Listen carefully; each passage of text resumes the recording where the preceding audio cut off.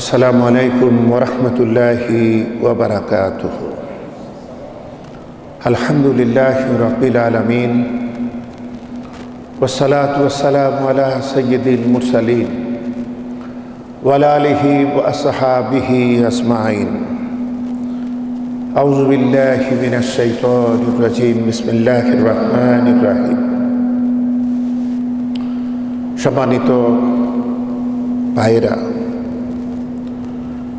বিশ্বব্যাপী আমাদের বাংলা ভাষাভাষী দর্শক শ্রোতৃমণ্ডলী ভাই এবং বোনেরা, আমরা মহান আল্লাহ সুবহানাহু ওয়া তাআলার একান্ত অনুগ্রহের শুকরিয়া জানাই, যিনি আমাদেরকে পবিত্র জুমাবারে তার পবিত্র ঘরে আসবার সুযোগ দিলেন। এজন্য আমরা পড়ছি আলহামদুলিল্লাহ। বন্ধুগণ, অসুস্থতার মধ্য দিয়েই যথাসাধ্য চেষ্টা করতে পারছি দ্বীনের খেদমতে অবদান রাখবার। যদিও যতখানি পারা দরকার ছিল ততখানি পারছি না, কিন্তু আল্লাহ পাকের ভরসায় তার সাহায্য কামনা করেই প্রতি জুমাবারের মতো আজও শুরু করছি। আজকে আলোচনা রাখব আপনাদেরকে পবিত্র মুহররমের আগে যেখানে রেখে এসেছিলাম, অর্থাৎ তাফসিরে মেহরাব সূরাতুল বাকারার দ্বিতীয় রুকু আজকে আলোচনা রাখতে চাই। পরিস্থিতি পরিবেশ আসলে ধারাবাহিকতা ক্ষুণ্ণ করে, কিছু করবারও নাই। যে সমস্ত ইস্যুগুলো সামনে আসে সেগুলো নিয়েও কথা বলতে হয়। এর মধ্য দিয়েই চেষ্টা করব যতদূর পারা যায় আল্লাহর মেহেরবানিতে কোরআনে কারীমের ধারাবাহিক আলোচনা মাঝে মাঝে ক্ষুণ্ণ হবে, তারপরও আমরা কোরআনের মাঝেই থাকব ইনশাআল্লাহ। বন্ধুগণ, আমরা এর পূর্বের যখন এই তাফসিরে মেহরাব নিয়ে আলোচনা করেছি, সেখানে বলেছিলাম আল কোরআনে কারীম থেকে হেদায়েত কারা পাবে, তাদের 5টি বা 6টি গুণাবলী বর্ণনা করে বলেছিলাম যে এই গুণগুলো যাদের থাকে কোরআন থেকে তারা হেদায়েত নিতে পারে এবং আল কোরআন তাদেরকে এই গুণের অধিকারী লোকদেরকে হেদায়েত দেয়। এরপরের এক আলোচনায় বলেছিলাম কারা পাবে না, তার ভিতরে 2টা শ্রেণী। তার প্রথম শ্রেণী হলো এই 5টা বা 6টা গুণাবলী যারা অস্বীকার করে, যারা কুফর করে, এরা হেদায়েত পাবে না। আজকে দ্বিতীয় শ্রেণী অথবা সূরা বাকারা অনুযায়ী সর্বশেষ শ্রেণী, যারা কোরআনে কারীম থেকে হেদায়েত থেকে বঞ্চিত থাকবে। এটি আমাদের জানা দরকার খুব বেশি, কারণ দ্বিতীয় ভাগে যারা আছে তারা হচ্ছে মুনাফিক। আর মুনাফিক হতে হলে প্রথমে মুসলমান হতে হয়, মানে মুসলমানিত্বের ইমানের স্বীকৃতি দিতে হয় মৌখিকভাবে। এরপরে মুনাফিকই আমরা করি অন্তর্গত দিক থেকে, ভিতরের দিক থেকে, অর্থাৎ মুখের কথা আর জীবন আচরণ, দিলের স্বীকৃতি, এটা আসলে একরকম হয় না। তখনই মানুষ মুনাফিক হয়। তা আমি আসলে ভালো রকমই অসুস্থ, যে কারণে একটু ভীতি কাজ করছে। এজন্য আজকে আমি মাঝে মধ্যে একটু নোট দেখেই বলতে হবে, তাছাড়া আমি আমার ভাই বলেছে মানে নকল করতে হবে। ওয়া মিনান নাসি মান ইয়াকুলু আমান্না বিল্লাহি ওয়া বিল ইয়াউমিল আখির ওয়া মা হুম বিমুমিনিন। মানুষের মধ্যে কিছু মানুষ এমন আছে যারা বলে আল্লাহর প্রতি এবং আখিরাতের প্রতি আমাদের ঈমান আছে। এবার আল্লাহ জবাব দিচ্ছেন ওয়া মা হুম বিমুমিনিন, এরা আসলে ঈমানদার নয়। দেখুন, যিনি আমার রেজাল্ট দিবেন, যার জন্য এত কিছু, তার মন্তব্যটা ভাবতে হবে। কারণ এই লোকগুলা এই লোকগুলাকে পাওয়া গেল মদিনার জীবনে, তখন ইসলাম ক্ষমতায়। তখন কিছু মানুষ তারা চিন্তা করলো, যদি এখন এই বৃহত্তম দলে যুক্ত না হই, ক্ষমতাসীন দলে যুক্ত না হই, তাহলে আমরা আত্মরক্ষাও করতে পারবো না, আমরা সুবিধা সুযোগ কোনোটাই আদায় করতে পারবো না। তখন তারা দল বেঁধে অনবরত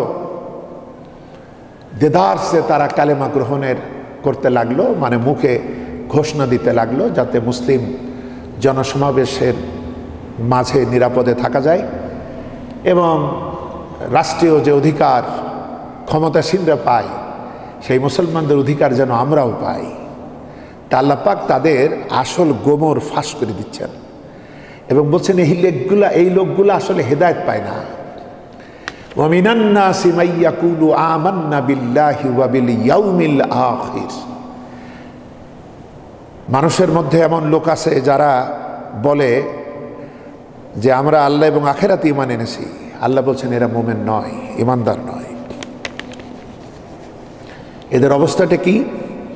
ইউখাদিউনা আল্লাহা ওয়াল্লাযীনা আমানু ওয়া মা ইয়াখদাউনা ইল্লা আনফুসাহুম ওয়া মা ইয়াশউরুন। এরা আসলে আল্লাহ এবং মুমিনদেরকে ধোঁকা দিতে চায়, প্রতারিত করতে চায়, কিন্তু আসলে এরা নিজেদের ছাড়া আর কারো ধোঁকা দিতে পারে না। প্রকৃতপক্ষে এরা নিজেদেরকেই প্রতারিত করে। কিন্তু এই আহম্মকগুলা এটা বুঝতে পারে না। এরা মনে করে খুব জিতেছি, কিন্তু ধোঁকা দিচ্ছে নিজেকেই। এই নির্বোধগুলা এটা আসলে বুঝতে পারে না।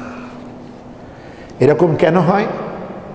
পরের আয়াত 10 নম্বর, ফি কুলুবিহিম মারাদুন ফাযাদাহুমুল্লাহু মারাদা ওয়া লাহুম আযাবুন আলীমুম বিমা কানু ইয়াকযিবুন। এদের অন্তরে রয়েছে ব্যাধি, এদের দিলে রোগ ধরেছে, এদের কলিজায় মোড়ক লাগছে, এদের দিলে রয়েছে ব্যাধি। আর আমি কি করছি? এদের যেহেতু সুস্থ হওয়ার কোনো চিন্তা নাই, ইচ্ছা নাই, এজন্য এদের ব্যাধিটাকে, রোগটাকে আমি আরো বাড়াই দিছি। আপনি অসুস্থ, আপনি ডাক্তারের কাছেও যাবেন না, ওষুধও খাবেন না, চিকিৎসাও নেবেন না, বরং যা করে আপনার রোগ হলো সেইটার ভিতরেই আপনি থাকবেন। তাহলে এই প্রকৃতির বিধান অনুসারে রোগ তো বাড়বেই, এটা তো কুমার কথা না। তা আল্লাহ পাক সেই স্বাভাবিকতার কথা বলছেন, ফি কুলুবিহিম মারাদুন ফাযাদাহুমুল্লাহু মারাদা। এদের দিলে রয়েছে এক রোগ, আর আমি আল্লাহ রোগটাকে আর বাড়ায় দিলাম। এবং এদের জন্য রয়েছে কষ্টদায়ক শাস্তি। কারণ কি? কারণ এরা ছিল মিথ্যাবাদী। দেখেন, কথাবার্তায় আসলে আমাদের এখন মুড়ি মুড়কি, ঝালমুড়ি এরকম হয়ে গিয়েছে মিথ্যা। কিন্তু আমরাই তারা যারা ছোটবেলা থেকে বলতাম যে আমাদের মহানবী জীবনেও মিথ্যা বলেন নাই, এবং আমরা দাবি করি আমরা তার দলীয় লোক, আমরা উম্মাত। কিন্তু তার শিশুকালের এই যে সারা জনমভর যে বৈশিষ্ট্য, আমরা এটা ভুলে গেলাম। আমাদের কারবারে, ব্যবসা বাণিজ্যে, লেনদেনে, উঠা বসায় সব কিছুর মধ্য দিয়ে আজ প্রতারণা করা, ধোঁকাবাজি করা, মিথ্যা। রাজনীতিবিদ বিশেষ করে এই উপমহাদেশে তাদের উপরে গবেষণা হয়েছে কারা সব থেকে বেশি মিথ্যা বলে। তো সেখানে যে ডাটা, যে গবেষণার ফল এসছে, সেটা হলো রাজনীতিবিদরা সব থেকে মিথ্যা বলে। এবং আমরা এটা জানি, মুনাফিকের যত লক্ষণ বলা হয়েছে, যেখানেই বলা হয়েছে, যে হাদিসেই বলা হয়েছে, সেখানে যেটা রয়েছে অকাট্যভাবে সেটা হলো মিথ্যা। সহিহ আল বুখারী কিতাবুল ঈমান অধ্যায় হাদিস নাম্বার 32, হযরত আবু হুরায়রার বর্ণনা। মুনাফিক কারে বলে? সে কথা বললেই মিথ্যা বলে, দ্বিতীয় হলো সে ওয়াদা করলে ভঙ্গ করে, তৃতীয় হলো তার কাছে কোনো আমানত রাখলে সে খেয়ানত করে, মেরে দেয়, আত্মসাৎ করে। এটা হলো সহিহ আল বুখারীর 32 নম্বর হাদিস, আবু হুরায়রার বর্ণনা। 33 নম্বর হাদিস সহিহ আল বুখারী, এটা হযরত আব্দুল ইবনে আমরের বর্ণনা। যার মধ্যে এই 4টে লক্ষণ দেখবা সে পূর্ণ মুনাফিক। যদি একটা থাকে তাহলে এক অংশ মুনাফিক। ঠিক এইভাবে বলা হয়েছে এই হাদিসে, সেটা হলো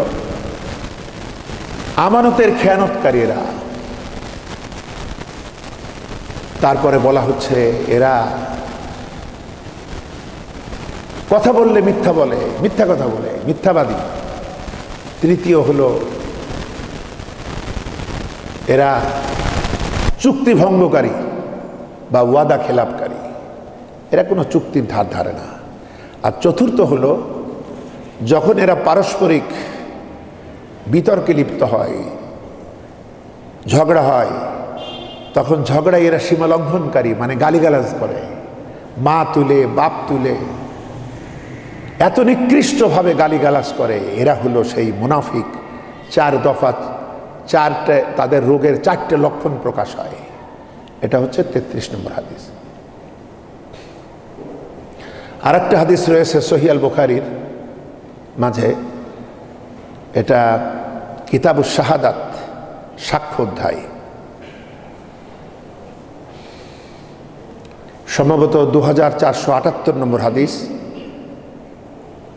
রাসূলের সব থেকে প্রিয়তম সাহাবী হযরত আবু বকর রাদিয়াল্লাহু তাআলা আনহু হাদিসটি বর্ণনা করছেন। এটা আমাদের খুব ভালোভাবে মনে রাখা দরকার, যেহেতু এই দুরারোগ্য ব্যাধিতে আজকে মুসলিম উম্মাহ আক্রান্ত। মহানবী একদিন বললেন, আমি কি তোমাদেরকে সব থেকে বড় কবিরা গুনার কথা বলবো না? তিনি এটা 3 বার বললেন, সাহাবারাও 3 বারই বললেন, অবশ্যই হে আল্লাহর রাসূল, আপনি আমাদেরকে জানান। সাহাবারা জানতে চাইতেন কেন? যাতে তারা এই থেকে বাঁচতে পারেন, যেজন্য তারা জানতে চাইতেন। মহানবী বললেন, আল্লাহর সাথে শিরক করা। এটা আমরা সবাই জানি। তাহলে এটা হচ্ছে আল্লাহর হকের ব্যাপার।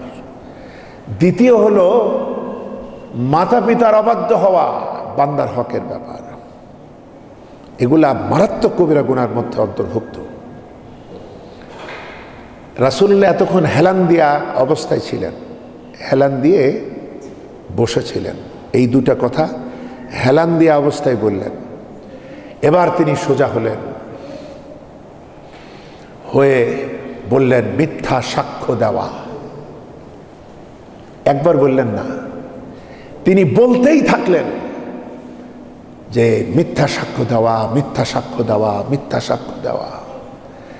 এতবার তিনি বললেন, এতবার উম্মতকে সতর্ক করলেন এই মিথ্যা সাক্ষ্যর ব্যাপারে, যে শেষে আমরা বলতে থাকলাম মানে মনে মনে, আহারে তিনি যদি চুপ হয়ে যেতেন, তিনি যদি থামতেন, মানে আমরা তো ব্যাপারটা বুঝে ফেলেছি, আর না বললে তো হতো।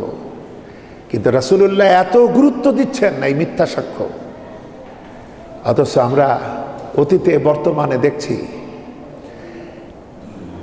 জুডিশিয়াল কিলিংগুলা হয়েছে মিথ্যা সাক্ষ্যের মাধ্যমেই। এখনো মিথ্যা সাক্ষ্য দেওয়া হচ্ছে। আন্তর্জাতিক অপরাধ ট্রাইব্যুনালে আমাদের জুলাই বিপ্লবের যে সাক্ষ্য গ্রহণ করা হচ্ছে, সেখানেও এক দাড়িওয়ালা, বেশ বয়সের ভারে ভারাক্রান্ত, সম্মানিত উচ্চশিক্ষিত ব্যক্তি, তাকে জিজ্ঞাসা করা হয়েছে, তুমি কি কিছু দেখছো? ছাত্রদেরকে এইভাবে গুলি করা হলো, পুলিশ এইভাবে গুলি করলো। সে বলছে, না এরকম তো না, আসলে এদের হাতে দেশীয় অস্ত্র ছিল, ওই নিজেদের অস্ত্রেই নিজেরা আহত হয়েছে। বন্ধুগণ, মানুষের ইহজীবন হলো আজ, কাল মানেই পরকাল, শেষ। নিঃশ্বাসের বিশ্বাস নাই। কিন্তু কত স্বল্প মূল্যে এরা নিজেদের বিবেক, ঈমান, দ্বীন বিক্রি করে ফেলে। কত সস্তায় তারা জাহান্নামের আগুনকে কেনে। সুতরাং আল্লাহ পাক তাই বলছেন এদের দিলে ছিল রোগ ব্যাধি, কিন্তু এদের তো সুস্থ হওয়ার ইচ্ছা ছিল না, তাই আমি এই ব্যাধিকে আরো বাড়িয়ে দিলাম এবং এদের জন্য রয়েছে নির্মম কষ্টদায়ক শাস্তি। কেন? কারণ এই লোকগুলা ছিল মিথ্যাবাদী। কি ভয়ঙ্কর বিষয় এই মিথ্যা! বন্ধুগণ, এরা হেদায়েত পাবে না। যিনি হেদায়েতের মালিক তিনি বলছেন। সূরাতুল বাকারার 2য় রুকু আলোচনা চলছে। বন্ধুগণ, এই যে এইটা হলো অসুস্থ দিল, মানুষের কল্প, মানুষের যে দিল, এইটা অবস্থা ভেদে 3 রকম হয়। একটা হলো সুস্থ দিল, আরেকটি হলো অসুস্থ দিল, আর একটা হলো মৃত দিল। এইটি হলো অসুস্থ দিলের উদাহরণ। অসুস্থ দিলের ব্যাপার, এই মুনাফিকদের দিল এরকম অসুস্থ হয় এবং তারা এই দিলের যত্ন নেয় না। তাদের সব কিছুর ভিতরে দুনিয়া, তাই তাদের ক্রমাগত তাদের অধপতন হতে থাকে। তাদের নষ্টামির চূড়ান্ত শিখরে তারা পৌঁছে যায়। কিন্তু আমাদের কল্যাণ পেতে হলে, দুনিয়া আখিরাতের যে কল্যাণের দোয়া আমরা করে থাকি প্রতিনিয়ত, রব্বানা আতিনা ফিদ দুনিয়া হাসানা ওয়া ফিল আখিরাতি হাসানা ওয়া কিনা আযাবান নার, এই দোয়া কবুল হতে হলে আমাদেরকে সুস্থ দিলের অধিকারী হতে হবে। তা আল্লাহ পাক কোরআনকে বলেছেন মেডিসিন, ঔষধ, মানব জাতির জন্য শেফা। এই শেফা আমাদের অর্জন করতে হলে কোরআন জানা বুঝা মানার ব্যাপারে অতি আন্তরিক হতে হবে আমাদেরকে, এবং আল্লাহ পাকের কাছে বিনয় বিনম্র হতে হবে। বন্ধুগণ, হেদায়েতের জন্য মৌলিক শর্ত 2টি। একটা, আমি যদি হেদায়েত পেতে চাই তাহলে হেদায়েতের জন্য আমাদেরকে আন্তরিক প্রচেষ্টা সাধনা চালাতে হবে। এই সাধনা, এই আন্তরিকতার আনুপাতিক হারেই 2য় শর্তটা পূরণ হবে। সেটা হলো যারা এইভাবে হেদায়েতের জন্য পেরেশান থাকে, আল্লাহ পাক ওই পেরেশানি অনুযায়ী তাদেরকে হেদায়েত দেন। এই 2টা জিনিস একত্রিত হলেই সে হেদায়েত প্রাপ্ত হয়। সুতরাং মিথ্যা ছাড়তে হবে, আমাদের ভিতর বাহির আলাদা হলে চলবে না। আচ্ছা, কুরআনে কারীমের যত হেদায়েত তা সব সুস্থ দিলওয়ালাদের জন্য। বন্ধুগণ, কুরআনে কারীমের 50 নম্বর সূরা, সূরা কফ,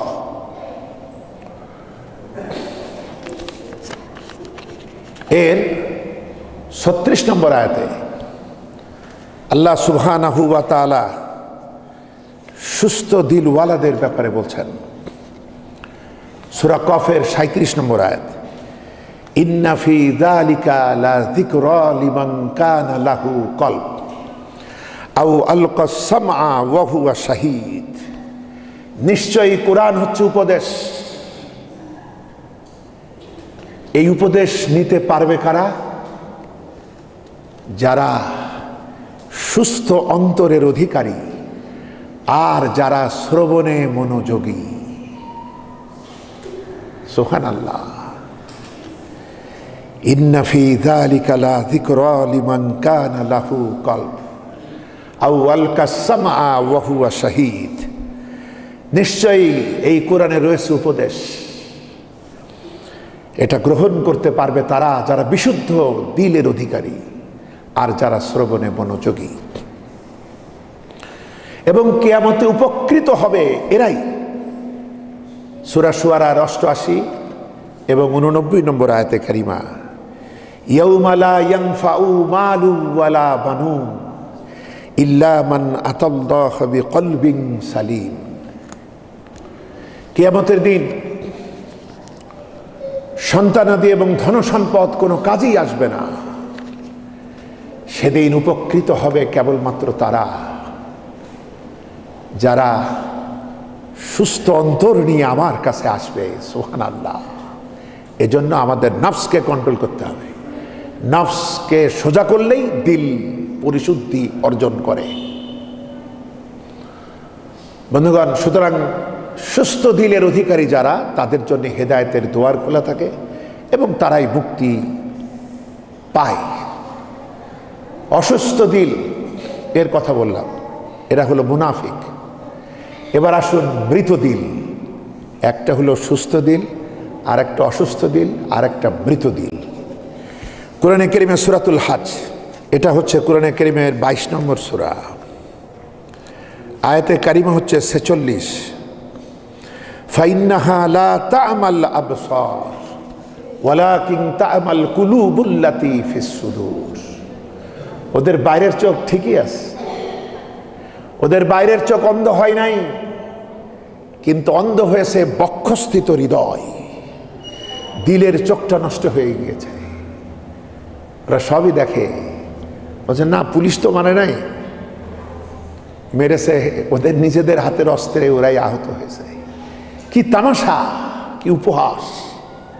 তাও কোন জামানা? এই জামানা যেখানে সব কিছু অডিও ভিডিও রেকর্ড হয়, একটার মোকাবেলায় 10টা প্রমাণ দাখিল করা যায়।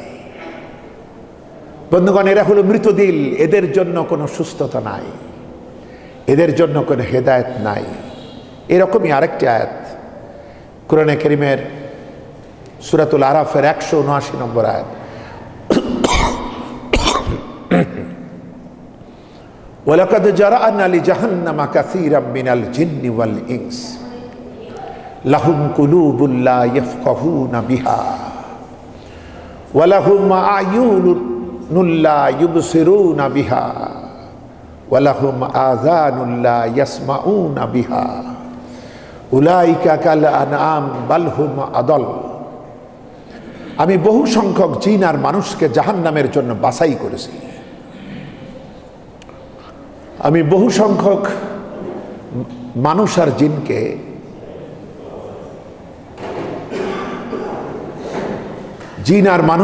বহু সংখ্যক জিন আর মানুষকে জাহান্নামের জন্য বাছাই করেছি, জাহান্নামের জন্য পয়দা করেছি।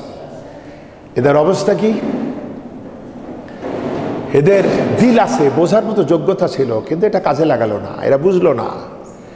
এরা দেখলো কিন্তু কিছুই চোখে পড়লো না, শিখলো না, দেখেও দেখে না। এরা শুনলো, শুনেও শুনলো না। তার মানে এরা সত্যের পক্ষে কাজে লাগলো না, সত্য দেখলো না, সত্যের প্রচার প্রসারে ভূমিকা রাখলো না, সত্য উচ্চারণ করলো না, সত্য অনুধাবন করলো না। এদের দিল, দিমাগ, দৃষ্টি, কর্ণ সবই দিয়েছিলাম। এদের অবস্থা কি? এরা হলো পশুর মতো। এরপর আল্লাহ বলছেন না, শুধু এতটুকু না, এরা জানোয়ারের অধম। কারণ পশু জানোয়ার, এরা পশু বলেই এদের ভিতরে কিছু ঘাটতি থাকে, আমাদের মতো তারা হতে পারে না। তারপরও ওরা কিন্তু মালিক চেনে। যত রাতেই আপনি বাড়ি আসেন, কারো বাড়ি যদি পোষা গরু কিংবা কুকুর থাকে, মালিক বাসায় ফিরেছে, মালিকের গন্ধ দেখেই তারা বুঝে ফেলে এবং ওই রকমের কৃতজ্ঞতার শুকরানা সাউন্ড শব্দ তারা করে। এরা মালিক চেনে। যাদের বাড়িতে কুকুরে পাহারা দেয়, কুকুর পাহারা দেয় কার থেকে? আরেকটা মানুষ থেকে। যে রাত্রে মানুষ নামক ডাকাত যদি আসে, সে বাড়িওয়ালাকে বাঁচাবে, বাড়িওয়ালার সম্পদকে বাঁচাবে। তাহলে এবার চিন্তা করুন যে মানুষের মোকাবেলায় নিকৃষ্ট প্রাণী কুকুর এভাবে পাহারা দিচ্ছে সারা রাত জেগে, এই কুকুরটা কি ওই মানুষদের চাইতে উত্তম না? ওই মানুষগুলা কি কুকুরের অধম না? যে জন্য আল্লাহ পাক বলছেন বালহুম আদল। এই মানুষগুলি, এই জিনগুলি পশুর থেকে অধম। এদের আকল দেয়া হয়েছিল, বুদ্ধিমত্তা দেয়া হয়েছিল। বন্ধুগণ, সুতরাং আমাদের মনে রাখতে হবে যে দিল হলো, দিলের অবস্থা হলো 3 রকম। এই যে কলবের অবস্থা, একটা হলো সুস্থ দিল যেটা আসলেই আমাদের কাজে আসে, আর একটা হলো অসুস্থ দিল যেটা মুনাফিকরা বহন করে। মুনাফিক রোগটাকে বলে নিফাক। আজকের দুনিয়ায় এইডস যেমন আরোগ্য হয় না, ডাক্তাররা বলে, ইসলামও বলে এই নিফাকির সুস্থতা অসম্ভব, কারণ এই দিল যে বহন করে সে বেটা তো সুস্থ হতে চায় না। পত্তার ছিল যদি সে সুস্থ হইতে চাইতো। এরা নবী দেখেছে, সাহাবা দেখেছে, ওহী দেখেছে, আল্লাহ পাকের কুদরত দেখেছে, ইসলামের বিজয় দেখেছে, তারপরও রাসূলুল্লাহর সাথে চলেও সেই সময় থেকেই এই আগাছাগুলা হয়ে আছে। আল্লাহ পাক বলছেন ওদের দিলে ছিল রোগ, এই রোগ আমি আরো বাড়াই দিলাম এবং এদের জন্য রয়েছে কঠিন শাস্তি। কেন? কারণ এরা ছিল মিথ্যাবাদী। বন্ধুগণ, এরপরে বলা হচ্ছে কি দেখুন, 11 নম্বর আয়াত, কোরআন থেকে কারা হেদায়েত পাবে না। ওয়াইযা কিলা লাহুম লা তুফসিদু ফিল আরদ ক্বালু ইন্নামা নাহনু মুসলিহুন। এদেরকে যখন বলা হয় পৃথিবীতে বিপর্যয় সৃষ্টি করো না, পৃথিবীতে অশান্তি সৃষ্টি করো না, সন্ত্রাস সৃষ্টি করো না, পৃথিবীকে বিপন্ন করো না, মানব জাতির উপর অভিশাপ ডেকে এনো না, তখন তারা বলে আমরা তো সংশোধনকারী, আমরা তো শান্তিকামী, আমরাই তো শান্তি স্থাপন করার কাজ করছি। চিন্তা করেন মিথ্যার সাইজ কি রকম। 12 নম্বর আয়াতে আল্লাহ পাক মুমিনদেরকে সাবধান করছেন, আলা ইন্নাহুম হুমুল মুফসিদুন ওয়ালাকিল্লা ইয়াশউরুন। সাবধান, এরাই অশান্তি বিপর্যয় সৃষ্টিকারী, কিন্তু এদের সেই বোঝার ক্ষমতা নাই, এদের দিল তো নষ্ট হয়ে গেছে, এটা বুঝবে কি করে? এরা এরকম প্রলাপে বকবে, কিন্তু তোমরা সাবধান থাকো এদের থেকে। ওরা উদর পিণ্ডি বুদর ঘাড়ে চাপায়, নিজেরা অশান্তি সৃষ্টি করে আর জঙ্গি নাটক সাজায়, জঙ্গি আবিষ্কার করে শান্তিকামীদের মধ্যে। বন্ধুগণ, মাজলুম মানুষেরা আজ মুক্তি পাচ্ছে, তাদের বিভিন্ন চ্যানেলে তাদের সাক্ষাৎকার নেওয়া হচ্ছে। নিরপরাধ মানুষগুলার উপরে যে জ্বলন্ত আযাব চাপিয়ে দেওয়া হলো, এগুলো একটু দেখেন, এগুলো একটু বুঝেন। হ্যাঁ, এত মর্মান্তিক। আল্লাহ পাক আমাদের বলছেন যে ওদেরকে যদি বলা হয় অশান্তি সৃষ্টি করেন, ওরা বলে না আমরাই তো শান্তি প্রতিষ্ঠা করছি, আমরাই তো উন্নয়ন করছি। আল্লাহ বলছেন সাবধান, এরাই অশান্তি সৃষ্টিকারী, কিন্তু এদের সে বুঝার যোগ্যতা নেই। 13 নম্বর আয়াত সূরা বাকারা, ওয়াইযা কিলা লাহুম আমিনু কামা আমানান নাস ক্বালু আনুমিনু কামা আমানাস সুফাহাউ আলা ইন্নাহুম হুমুস সুফাহাউ ওয়ালাকিল্লা ইয়ালামুন। যখন এদেরকে বলা হয় লোকেরা যেভাবে ঈমান এনেছে, তোমরা দেখতে পাচ্ছ এই সমাজে আবু বকর, উমর, উসমান, আলী এরা সব ঈমান এনেছে, এই সমস্ত সাহাবারা যেভাবে ঈমান এনেছে, এই মানুষেরা যেভাবে ঈমান এনেছে, তোমরাও ওই রকমের ঈমান আনো। তখন এই মুনাফিকগুলি বলে কি, নির্বোধরা যেভাবে ঈমান এনেছে ওইভাবে আনবো। মানে প্রকৃত ঈমানদাররা এই মুনাফিকগুলার দৃষ্টিতে নির্বোধ। তখন তারা বলে যে নির্বোধরা যেভাবে ঈমান এনেছে আমরা সেরকম ঈমান আনবো।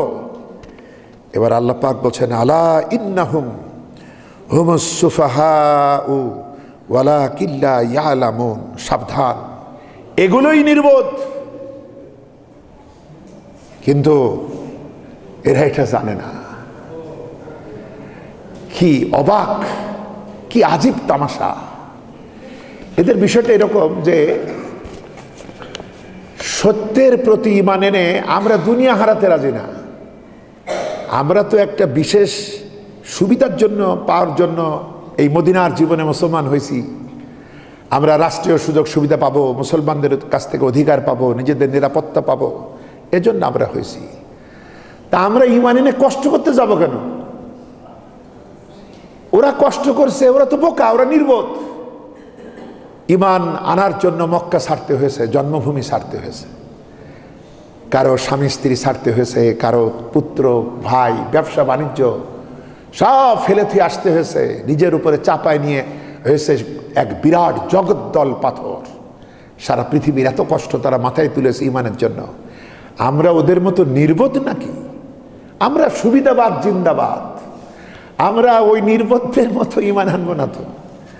আল্লাহ বলছেন সাবধান হয়ে যাও তোমরা, এরাই নির্বোধ।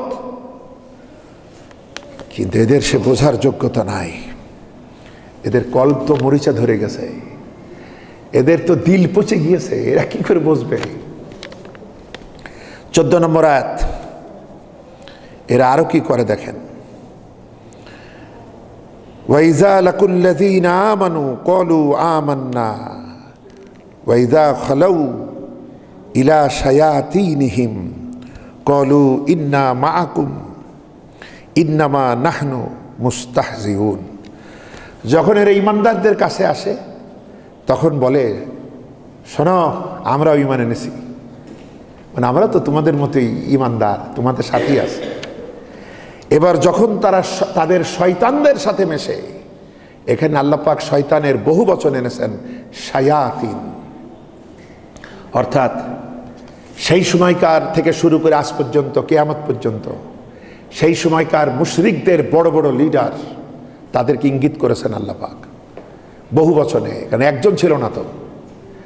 দুর্নীতিগ্রস্ত নেতা, গডফাদার, এই জাতীয় লোকদেরকে বহু বচনে শায়াতিনের মধ্যে শামিল করা হয়েছে। এবার আল্লাহ পাক কি বললেন, যে এরা যখন মোমেনদের সাথে মেশে বলে আমরা তো ঈমান এনেছি, তোমাদের সাথেরই লোক, কিন্তু যখন তারা আসল তাদের নেতা শয়তানদের সাথে মেশে তখন বলে আমরা তোমাদের সাথেই আছি, আমরা গিয়েছিলাম ওদের সাথে একটু ঠাট্টা মশকরা করতে, মুসলমানদের সাথে একটু তামাশা করতে গেছিলাম, কিন্তু আসলে আমরা তোমাদের সাথেই আছি, নেতাদেরকে তারা বুঝায়। এবার আল্লাহ কি বলেন দেখুন, আল্লাহু ইস্তাহজিউ বিহিম ওয়া ইয়ামুদ্দুহুম বিতুগয়ানিহিম ইয়ামাহুন। আল্লাহ নিজে এদের সঙ্গে তামাশা করেন। ওই যে ওরা বলেছে আমরা মুসলমানদের সাথে তামাশা করি, তো মুসলমানেরা, ইমানদারেরা আল্লাহর সাথে একীভূত হয়ে গিয়েছেন, তাই আল্লাহ পাক মুসলমানদের সাথে তামাশা করা নিজের সাথে তামাশার মতো মনে করে তিনি বলছেন আল্লাহ ওদের সাথে তামাশা করেন এবং তাদেরকে তাদের অবাধ্যতার ঘূর্ণাবর্তে ঘুরে মরতে সহযোগিতা করেন, যে মর তোরা, তোরা তো সোজা পথে আসবে না, সুতরাং অবাধ্যতার ঘূর্ণি পাকে ঘুরে ঘুরে মর তোরা, আমি আল্লাহ নিজে তোদের সাথে তামাশা করছি। এটা 15 নম্বর আয়াত। কি ভয়াবহ অবস্থা! এরা হেদায়েত পাবে কিভাবে? এরা হচ্ছে মুনাফিক। সূরা বাকারার 2য় রুকু। আমি মোটামুটি বলে যাচ্ছি, আপনারা এই নিজেদের সময় অনুযায়ী এগুলো তাফসীর পড়ে নেবেন। এবার যত কথা বলা হলো, এবার এদের অবস্থা সম্পর্কে আল্লাহ পাকের মন্তব্য শোনেন। উলাইকাল্লাযীনা ইশতারাউদ দালালাতা বিল হুদা ফামা রাবিহাত তিজারাতুহুম ওয়া মা কানু মুহতাদিন। এরাই তারা যারা হেদায়েতের বিনিময়ে গোমরাহি কিনে নিয়েছে, এরাই তারা সুপথের বিনিময়ে যারা কুপথ কিনে নিয়েছে, এবং এদের এই ব্যবসা লাভজনক হয় নাই। এরা যে ব্যবসা, যে বিজনেস করতে এসছে, এই ব্যবসাটা এদের লাভজনক হয় নাই, এরা সৎপথে পরিচালিত হতে পারে নাই। এরপর আল্লাহ পাক 2টি উদাহরণ দিয়েছেন, 17, 18, 19, 20, তাহলে শেষ হয়ে যাবে। আল্লাহ পাক বলছেন যে মাসালুহুম কামাসালিল্লাযী ইসতাওকাদা নারা ফালাম্মা আদাআত মা হাওলাহু যাহাবাল্লাহু বিনূরিহিম ওয়া তারাকাহুম ফি যুলুমাতিল লা ইউবসিরুন। এই মুনাফিকগুলার উদাহরণ হচ্ছে, এক ব্যক্তি আগুন প্রজ্বলিত করলো, চতুর্দিক আলোকিত হয়ে উঠল, সবাই এই আলোয় পথ পাইল, কিন্তু এই হতভাগাগুলা যখন এই অবস্থা হলো, এদের এইসব আচরণের কারণে আল্লাহ তাদের চোখের নূর ছিনিয়ে নিলেন, এরা অন্ধত্বে পড়ে গেল। মানে এত আলো কিন্তু কিছুই দেখতে পাইল না, সত্য কোনটা, মিথ্যা কোনটা, কোন পথে আমাদের চলতে হবে, এই মুনাফিকগুলির উদাহরণ এইটা। এক ব্যক্তি আলো প্রজ্বলিত করলো, মানে মুহাম্মদ সাল্লাল্লাহু আলাইহি ওয়াসাল্লাম, ওহির নূর তিনি যখন জেলে দিলেন, চতুর্দিক আলোকিত হলো। কোথায়? পারস্য থেকে বৃদ্ধ বয়সে ছুটে এসে হযরতে সালমান ফার্সি হেদায়েত পাইল। রোম থেকে ছুটে এসে হযরতে সোহাইব ইমানের নূর গ্রহণ করলো। কোথায়? আফ্রিকার আবিসিনিয়ার মানুষ হযরতে বিলালের কিসমতে ইমানের নূর পাইল। আর রাসূলের রক্ত সম্পর্কিত আত্মীয় হয়ে, প্রতিবেশী হয়ে, মক্কার বাসিন্দা হয়েও কপালে হেদায়েত হইল না। বন্ধুগণ, তাই আল্লাহ পাক বলছেন এদের উদাহরণ হলো, এক ব্যক্তি আলো জ্বাললো, চতুর্দিক আলোকিত হলো, কিন্তু এদের এই আচরণের কারণেই আল্লাহ তাদের আলো ছিনায় নিলেন। এরা ঘোর অন্ধকারে পড়ে রইল, এরা আর কিছুই দেখতে পারল না। এরা কারা? সুম্মুম বুকমুন উমিয়ুন ফাহুম লা ইয়ারজিউন। এরা বধির মানে কালা, এরা মুখ মানে বোবা, এরা অন্ধ, দেখে না। সুতরাং এরা আর ফিরবে না। এদের কাছে সত্যের আলো জ্বলেছিল, সত্য এরা কান থেকে দিলে নাই, সত্য চোখের সামনে উদ্ভাসিত হয়েছিল, কিন্তু সত্য তারা সেইভাবে দেখল না, সত্যের পক্ষে তারা ভূমিকা নিল না, অন্যকে দাওয়াতে দ্বীনের মাধ্যমে সত্য তাদের কাছে তুলে ধরল না। আর এভাবেই তারা বোবা হয়ে রইল, আর তারা অন্ধ হয়ে রইল। সত্য পথের মহাদিগন্ত তাদের সামনে প্রসারিত ছিল, যেহেতু পথটি ছিল সোজা। একটা সোজা পথে অন্ধও চলতে পারে, কিন্তু হতভাগারা ইসলাম নামক এই সোজা পথে তারা চলবে না, এই সিদ্ধান্তই তারা নিল। তখন এরা আর ফিরবে না। বন্ধুগণ, এইটা হচ্ছে মুনাফিকদের এক শ্রেণীর উদাহরণ, যারা কাট্টা মুনাফিক, যে সব দেখে শুনে বুঝেও তারা সোজা পথে যাবে না, কোনো অনুতাপ নাই, কোনো তওবা নাই, কোনো আফসোস নাই। এখানে মুনাফিকদের দুইটা শ্রেণীর উদাহরণ দেওয়া হচ্ছে, তার ভিতরে একটা হলো এইরকম পরিপূর্ণ, দ্বিতীয় হলো 19 এবং 20। কিংবা যেমন আকাশের বর্ষণ মুখর মেঘ, আকাশের বর্ষণ মুখর ঘন মেঘ, কালো মেঘ সে এসছে, প্রচণ্ড ঝড় শুরু হয়েছে, বিদ্যুৎ চমকাচ্ছে, বজ্র নিনাদ মানুষকে কাঁপায় তুলছে, প্রচণ্ড বর্ষণ চলছে। আল্লাহ এবার উদাহরণ দিচ্ছেন, যেন এমন আকাশ, মেঘটা এমন, এতে রয়েছে ঘোর অন্ধকার, রয়েছে বজ্রধ্বনি এবং বিদ্যুৎ চমকাচ্ছে। যখন বজ্রপাত হচ্ছে তখন মরার ভয়ে এরা কানে আঙুল ঢুকিয়ে দিচ্ছে।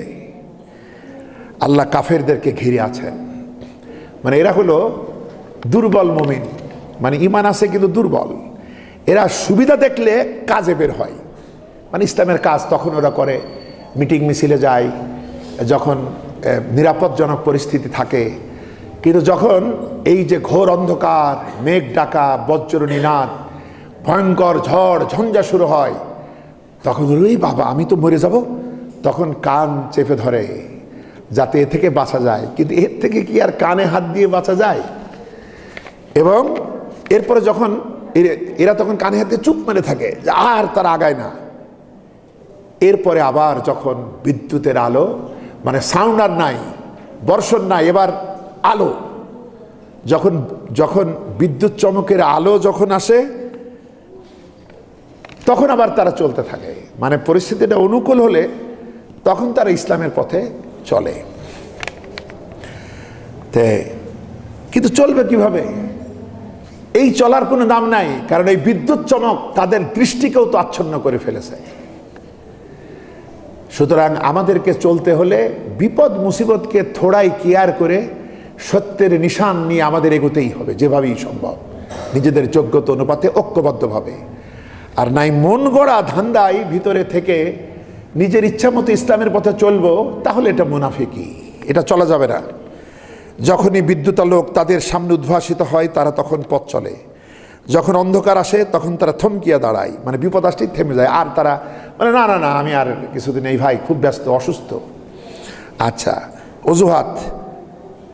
আল্লাহ ইচ্ছা করলে এদের শ্রবণ ও দৃষ্টিশক্তি হরণ করতেন। আল্লাহ ইচ্ছা করলে ওই আগেরগুলার মতো, আগেরগুলা যেমন কিছুই করতে পারলো না ইসলামের জন্য, এরা একটু চলে।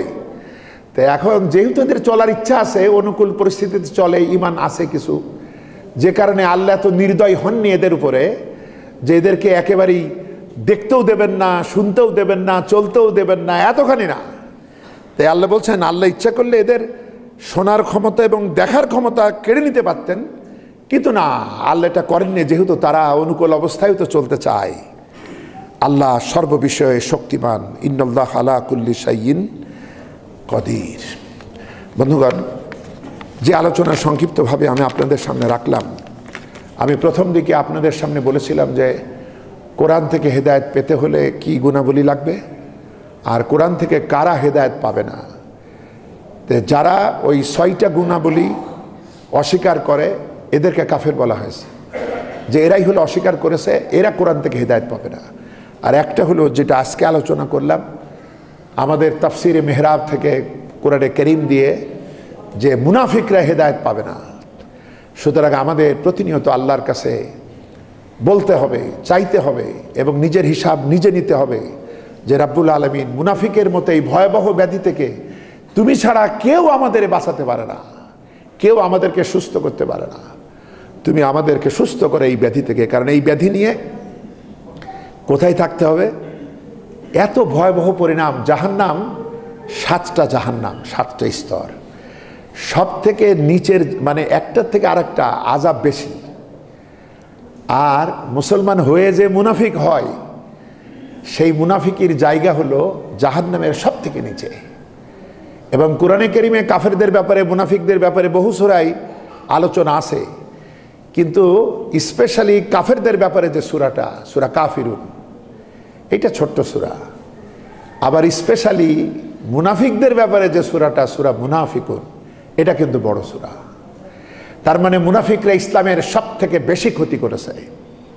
এরা ভিতরের দুশ্মন, এদেরকে চেনা যায় না।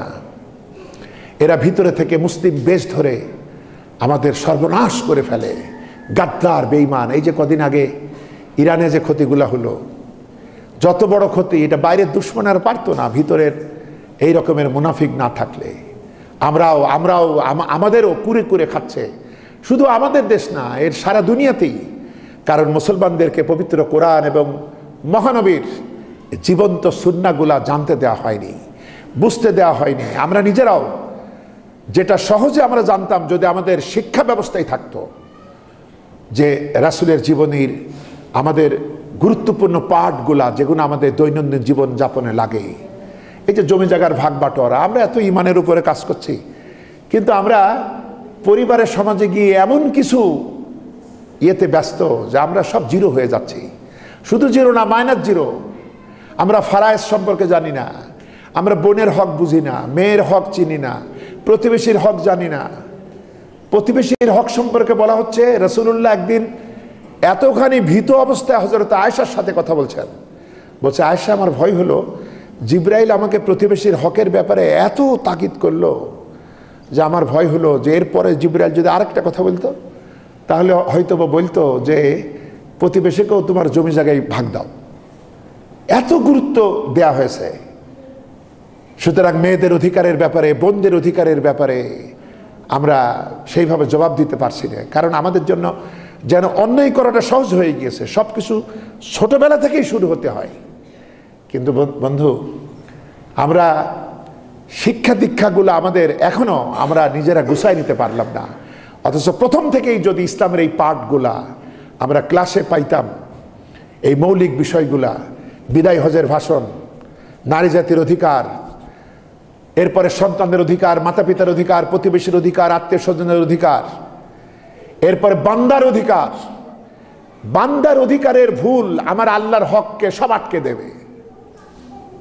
আমরা এত আল্লাহর হক আদায় করছি, কিন্তু মনে রাখুন জীবনের মৃত্যু যন্ত্রণার কিছুক্ষণ আগেও যদি তওবা করতে পারি, আল্লাহর হক মাফ হবে, কিন্তু বান্দার হক সংশ্লিষ্ট ব্যক্তি থেকে ক্ষমা নিতে হবে। কি কঠিন ব্যাপার, যেটা আজকে আমাদের সম্মানের কারণে লজ্জা। কিন্তু আমাদের ভাবতে হবে আমরা তো আসলে পরকালীন মুক্তির জন্যই এত কিছু করছি। সেজন্যে আমাদের এই ব্যাপারে যত্নবান হতে হবে। আল্লাহ পাক আমাদেরকে জানার বুঝার মানার তৌফিক দিন। আমরা কোরআন থেকে যেন ইসলামের যেটাই ধর্মের যে আমলই আমরা জানি। এই যে কত রকমের প্রশ্ন আসে, কিছুদিন ভালো ছিল পরে নষ্ট হয়ে গেছে। এক লোক যশোরের দিকে বাড়ি, সেখান থেকে আমাকে বেশ কদিন থেকে ফোন করে যে আল্লাহ রসুল তো একই, তাই না? আল্লাহ রসুল তো একই, কিন্তু পার্থক্য করা তো ঠিক না। বলে হ্যাঁ, তুমি আর তোমার বউ একই, তুমি আর তোমার বউ একই। হ্যাঁ, সুতরাং তোমার বউ তোমার স্বামী, আবার তুমি তার বউ। তো কি ধরনের মানে মানুষ কত নষ্ট হতে পারে? মানুষ বলেই এত নষ্ট হয়। সুম্মা রাদাদনাহুম, কি জানো, লাকাদ খালাকনাল ইনসানা ফি আহসানি তাকওয়িম। জি,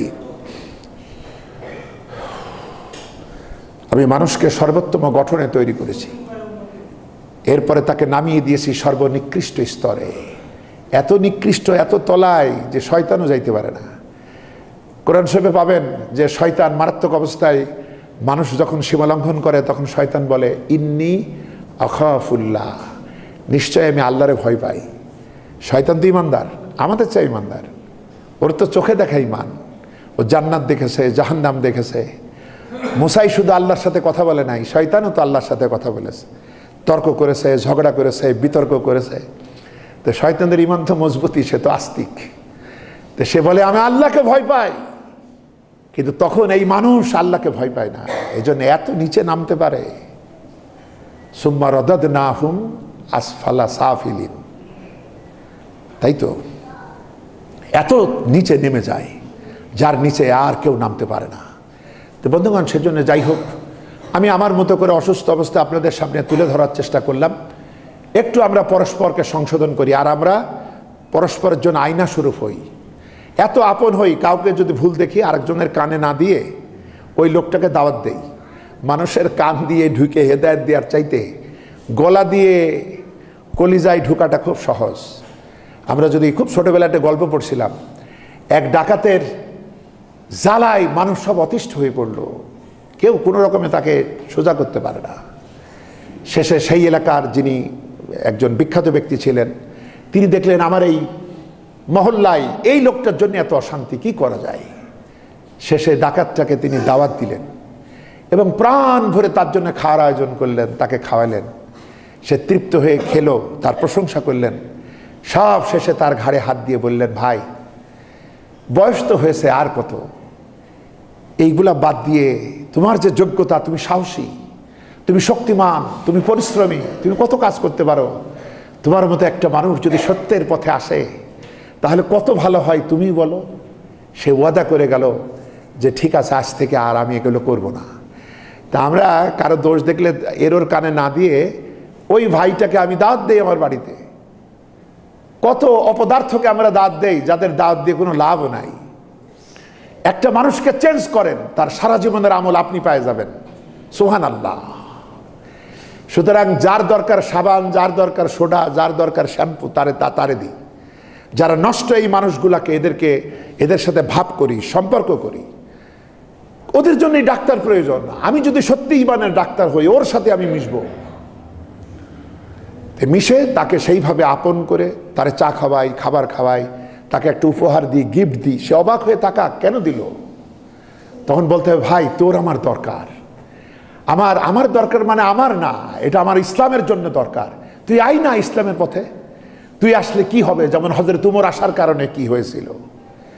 তো বন্ধুগণ, আল্লাহ আমাদেরকে সুমতি দিন, আমাদের যোগ্যতা দান করুন, আমাদের প্রতি রহম করুন, আমাদের মা বাপের প্রতি রহম করুন, আমাদের দেশটাই শান্তি দিক, আমাদেরকে সুকর্ম বেশি বেশি করে করার তৌফিক দিক, আরাম থেকে ফিরে থাকার তৌফিক দিক। আল্লাহ পাক আমাদেরকে সুস্থতা দান করুন। আমাদের অনেক আপনজন অসুস্থ, আমি নিজেই কয়েক সপ্তাহ ধরে অসুস্থতার মধ্যে। এবারকার অসুস্থতা যেন পিষে ফেলছে আমাদেরকে। বন্ধুগণ, আল্লাহ পাকে আযাব থেকে, গজব থেকে আমাদের মাফ করুন।